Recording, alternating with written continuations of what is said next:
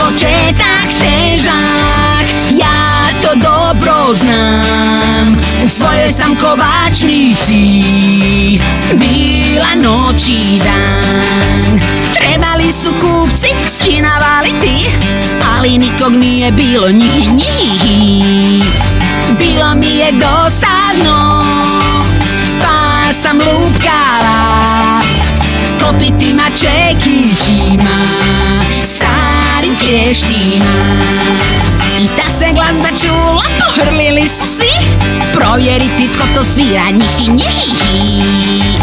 Nitko ne zna da si tu kad te ne vidi, zato glasno zasviraj, nek te čuju svi.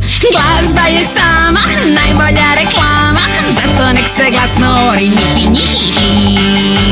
Glazba je sama najbolja reklama, zato nek se glasno ori, njih.